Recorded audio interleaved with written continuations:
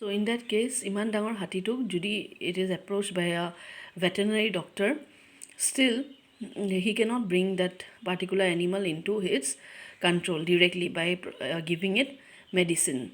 Medicine mane amar manhor nisna nohoy that he will give it a tablet to the particular animal and the animal will become calm. Animal will become quiet. So what is done? The animal is tranquilized in the form of injections that will be shot by a gun. হ'ব দূৰৰ পৰাই বন্দুকেৰে ইনজেকশ্যনটো shoot কৰা হ'ব to the targeting that particular bear or tiger or elephant whatever may be the case. So' সেই ক্ষেত্ৰত আমি কি কয় ট্ৰেংকুইলাইজাৰ ব্যৱহাৰ কৰা হয়। হ'ব in mild severe mental disease. So' এইকেইটা হৈছে তাৰ এক্সাম্পল। অ'কে, হিপনটিক বুলি ইয়াতে লিখি মই নোটত দিছোঁ, হিপন'চিছ কৰে means it controls the particular situation. Okay, the animal is brought under control. Next class is analgesics. Please etia koiso analgesics mane hoise they will provide us relief from pain. Okay, ami eti janu je pain killer bili je sadharonte koa hoy you have your leg to be paining, your arm to be paining, or mahotor tumar hunisai ghorot back pain etc etc this and that pain. So jikunu eta tablet খাই দিলে এইটো নহ'ব, you have a particular class of medicines which are treated for relieving from the pain. Okay, so সেই particular pain killer বোৰক আমি যোনটো layman ভাষাত কওঁ pain killer, they are known as your nothing else but analgesics that are used to relieve from pain without causing, at the same time important, without causing any mental confusion বা incoordination. মানে যদি এনেকুৱা হয় মোৰ ভৰিখন বিষাইছে and I take the medicine, after 1 hour I will feel relief from the pain. At the same time যদি মোৰ side effect হয়, say I suffer from vomiting or মূৰ ঘূৰাই, so where will be the efficiency of that particular medicine? So যোনবোৰ মেডিচিনে তোমাৰ it will relieve us from pain at the same time causing no side effects, তাহাঁতক আমি কি কওঁ analgesics হৈছে। এই analgesics হৈছে আকৌ দুই ধৰণৰ, এটা হৈছে নাৰ্কটিক হ'ব, আনটো হৈছে নন নাৰ্কটিক। নাৰ্কটিক মানে হৈছে তোমাৰ নিচা হ'ব। Narcotics has to deal with your subconscious state, মানে তোমাৰ নিচা ধৰিব এই পাৰ্টিকুলাৰ পেইন কিলাৰটো আমি খালে। সাধাৰণতে যেতিয়া আমাৰ যিকোনো ধৰণৰ ডাঙৰ অপাৰেশ্যন এটা হ'ব, in the cesarean operation or in the operation of related to your pacemaker, heart or operation, but jikunu gar onkhore tumar operation hole ki hoy, the particular surgeon he will give you doses of your this particular painkiller, amar layman bhashat jak ami analgesic bili kau, at the same time it is narcotic, মানে তাৰ কোনো এক ধৰণৰ it will have নিচা জাতীয় বস্তু, so that তুমি গম নোপোৱা কি তোমাৰ গাত অপাৰেশ্যনটো হৈছে। আদাৰৱাইজ তুমি একদম পুৰা ফ্ৰেছ হৈ আছা and the doctor starts cutting your stomach for operation, কেনেকুৱা হ'ব অৱস্থাটো, মানুহ এনেই মৰি যাব হয়নে নাই। চ' এনেকুৱা ধৰণৰ পেইন কিলাৰ যোনটো আমাক ছাবকনচিয়াছ ষ্টেটত ৰাখে, মানে you are relieve from your consciousness. So' সেইবোৰক আমি কি কওঁ narcotic analgesics. That is why the word addictive, নিচা নিচিনা হয় হ'বনে। তোমাৰ এইখিনি পঢ়িলে গম পাবা। They are mainly used in your operative pain, cardiac pain, childbirthৰ সময়ত etc. নন নাৰ্কটিক বুলি যেতিয়া কৈছোঁ, নন নাৰ্কটিক মানে ই নিচা আনিব নোৱাৰে। নিচা আনিব নোৱাৰাটো হৈছে আমাৰ জেনেৰেল, যেনেকৈ অলপ আগতে কৈছিলোঁ, when your leg pains, if you take this particular analgesic, that is the painkiller, it will not give you any your addictiveness, or you can say it does not give you any নিচা জাতীয় বস্তু নহয় হ'ব। so skeletal pains related to your arthritis etc. আমি কি কৰোঁ non narcotic analgesic use কৰোঁ। Then the next class of medicine that we deal with is your antibiotic. এইটো নিশ্চয় বায়'লজিত পঢ়িছা। এণ্টিবায়'টিক মানে হৈছে the word anti against biotics, মানে bio stands for your life হয়নে নাই, মাইক্ৰ' অৰ্গেনিজমছৰ আগেনষ্টত যোনটো কাম কৰে মেডিচিন, সেইটোক আমি এণ্টিবায়'টিক কওঁ হ'ব। এতিয়া ইয়াতে ডেফিনেশ্যনটো মই দিছোঁ, they will stop, inhibit মানে stop, they will stop the growth of microorganism or will totally kill the microorganisms which are responsible for causing the particular ailment. যেনেকৈ আমাৰ ভাইৰেল ফিভাৰ হৈছে হয়নে নাই, যেনেকৈ আমাৰ ভাইৰেল ফিভাৰ হয়, virus causing the particular fever. Dysentery হ'লে amoeba is responsible for the dysentery or bacteria is responsible for the dysentery.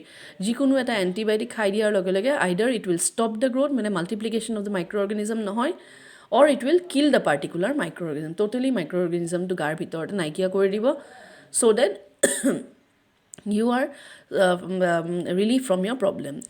দুই ধৰণৰ এণ্টিবায়'টিক থাকে, এটা হৈছে বেক্টেৰিচাইডেল, এটা হৈছে বেক্টেৰিঅষ্টেটিক. ষ্টেটিক ৱৰ্ড মানেই হৈছে ষ্টপ, হয়নে নাই? চ' ইয়াতে কি হ'ব, the particular antibiotic will stop the growth of the bacteria or the micro' হোৱাট এভাৰ ইট ইজ, মই যেনেকৈ ইয়াতে লিখিছোঁ, ইনহিবিট দ্য গ্ৰ'থ. বেক্টেৰিচাইডেল মানে হৈছে killing, it will kill the microorganism concerned which is responsible for causing the disease. হ'ব, এতিয়া নেক্সট হৈছে ইয়াতে আৰু এটা প্ৰশ্ন আহে দেই, what do you understand by the term broad spectrum antibiotic? কাক কোৱা হয় broad spectrum antibiotic? What do you understand by the term broad spectrum antibiotic? Give example. এনেকৈ আহে 1 marker কাৰণে.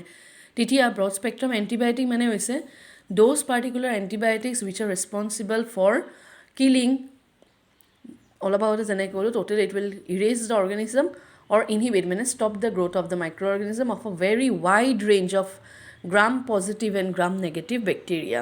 তাহাঁতক আমি ব্ৰড স্পেক্ট্ৰাম এণ্টিবায়'টিক কওঁ.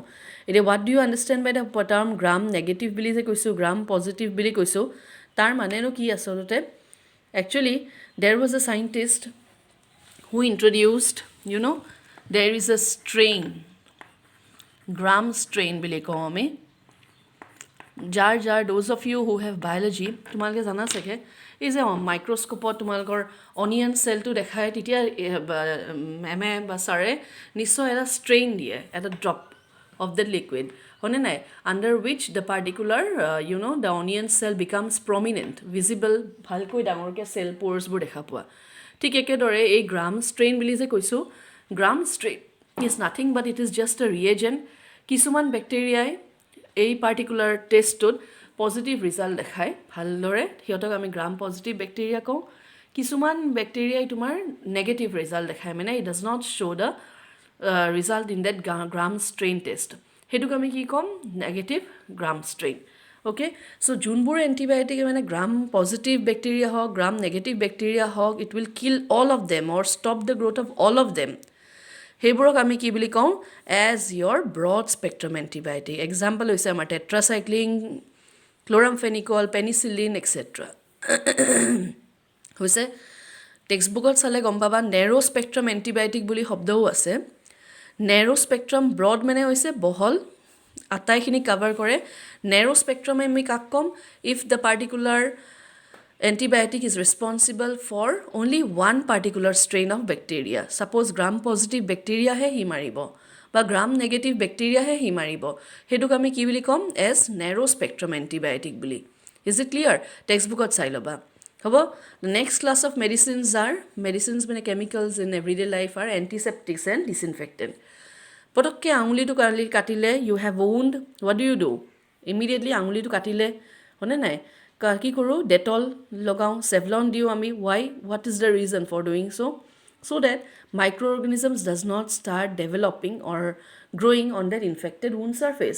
তুমি পৰিছা, বেয়াকৈ ছাল গৈছে আঁঠুত, what do you apply on your knee, Dettol, antiseptic, হয়নে নাই, এইবোৰকে আমি কি বুলি কওঁ, antiseptics which can be killed on which can be applied on living tissues, হয়নে নাই, and at the same time it does not cause any damage to the wound, হয়নে নাই.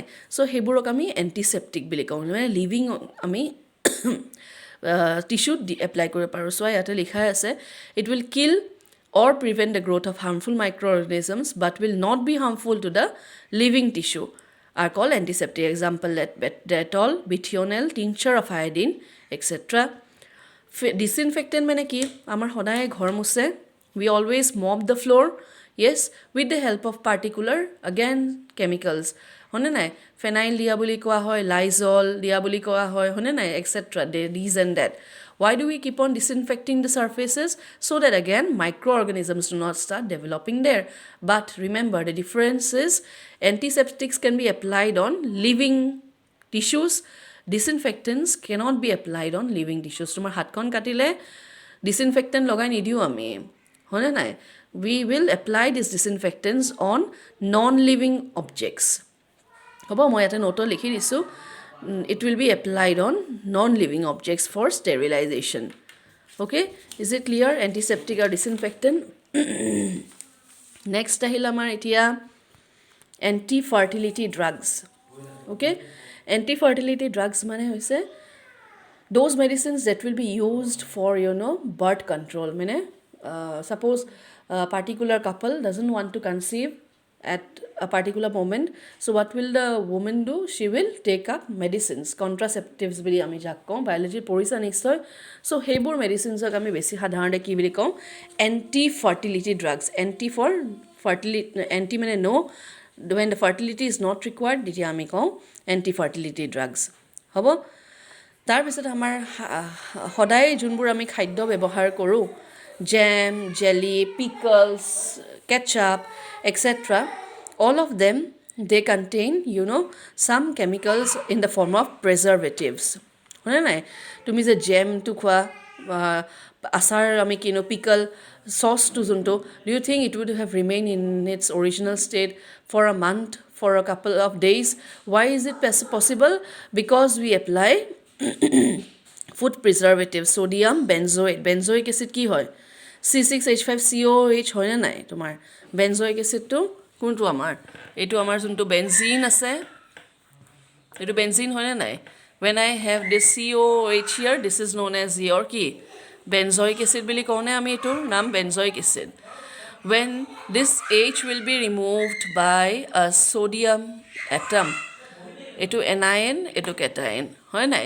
এইটোক আমি কম তোমাৰ as sodium salt of benzoic acid. হ'বনে? it will be known as your sodium salt of benzoic acid.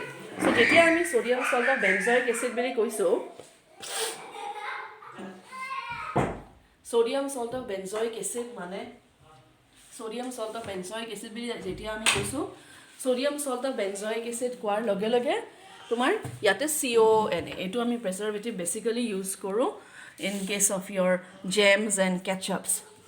okay, তাৰপিছত তোমাৰ sodium meta bisulfate use কৰে, এইবোৰ বিভিন্ন কম্পাউণ্ড. artificial sweetener, যোনবোৰ মানুহৰ ডায়েবেটিছ আছে, they use sachets of your saccharin, aspartame, sucralose. মানে মিঠা হ'ব, but at the same time they will not contain the harmful effects of sugar. finally cleansing agents বুলি যে কৈছোঁ, in the form of soaps and detergents, sabun, shampoo, surf, এইবোৰ soap, they are nothing but chemicals. okay, detergents and pollution, last part. detergents কিছুমান হৈছে biodegradable, মানে environment friendly.